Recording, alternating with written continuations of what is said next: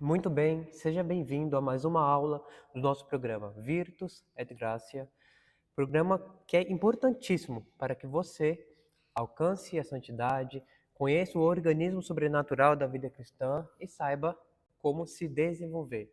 Saiba como desenvolver suas potências sobrenaturais, as virtudes infusas, os dons do Espírito Santo e bem, assim vai. Então, já deixe seu like, compartilhe com quem precise e vamos aqui para mais uma aula. Bem, na última aula, nós falamos um pouco sobre as virtudes teologais, né? Ou melhor dizendo, as virtudes sobrenaturais, no sentido mais amplo, que são hábitos operativos, que são infundidos por Deus, né?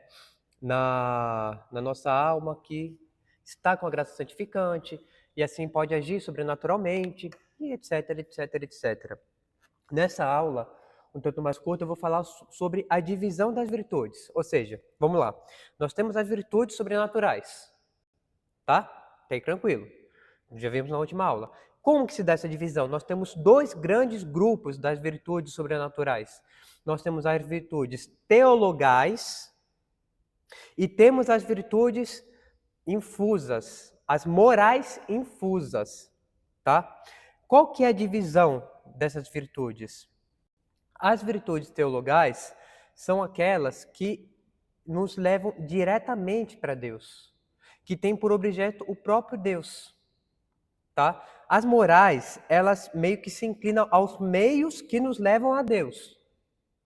As teologais nos levam diretamente a Deus. Então vamos ver um pouco sobre elas. Primeira coisa, a existência das virtudes teologais está claramente demonstrada na Escritura. Vamos ver aqui algumas passagens. Romanos 5, capítulo 5, versículo 5. O amor de Deus foi derramado em nossos corações pelo Espírito Santo que nos foi dado. O amor de Deus, a virtude teologal da caridade. Na carta aos Hebreus. Sem a fé, é impossível agradar a Deus. 1 Coríntios 13, 13. Atualmente, permanecem esses três. Fé, primeira virtude teologal. A esperança, segunda virtude teologal. E a caridade. Mas o maior deles é a caridade. Tá bem? Então, a fé, ela nos une a Deus como verdade suprema. A esperança nos faz desejar a Deus como um bem supremo. E a caridade nos une a Deus com o amor de caridade. Então, assim, não vou adentrar muito agora nessa aula sobre cada virtude teologal, tá? Nós vamos começar a ver isso na próxima aula, vamos começar a ver a fé, vamos começar a ver a esperança, vamos começar a ver a caridade, tá bem?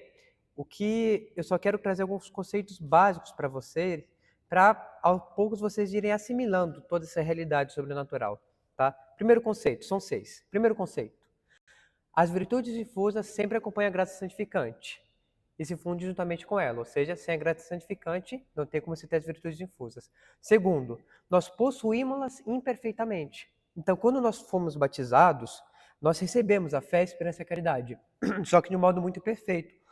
Perdão. E com o desenvolvimento da vida sobrenatural, com a graça dos sacramentos, com as orações, elas vão crescendo, tá? Terceiro, elas aumentam com a graça santificante, então conforme a nossa graça santificante for crescendo, conforme Deus for derramando graças, elas vão aumentando, né? Quarto, dão-nos potência intrínseca para os atos sobrenaturais, mas não a facilidade extrínseca para eles. Por exemplo, eu não tenho a potência intrínseca de voar, não consigo voar, não consigo bater os braços e voar, tá? Agora, supondo que recebi uma capacidade, eu consigo voar.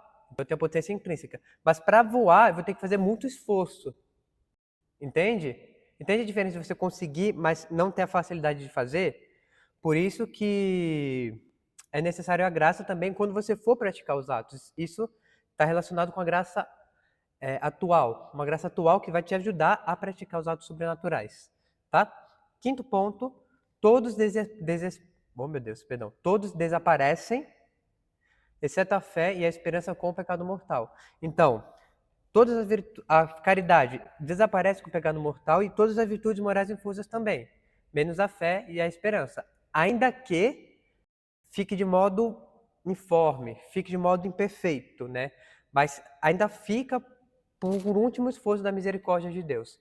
E sexto, não pode diminuir diretamente. Ou seja, como que você pode diminuir? Pelo pecado venial, ou pela cessação dos atos das virtudes, ou pelo pecado mortal. Diminuir pelo pecado mortal não vai, ela vai desaparecer. Então não tem como. Pelo pecado venial e pela cessação de virtudes não tem como diminuir, porque ela é sobrenatural. Então, ela só pode diminuir, ela ou desaparece, ou não pode diminuir diretamente, tá? Ainda mais porque é um hábito sobrenatural estável, tá bem? Então, nessa aula vimos algumas características das virtudes teologais, vimos a sua divisão, vimos que está na Sagrada Escritura, e na próxima aula vamos começar a conversar um pouco sobre a fé. Então já deixe seu like, compartilhe e nos vemos na próxima aula.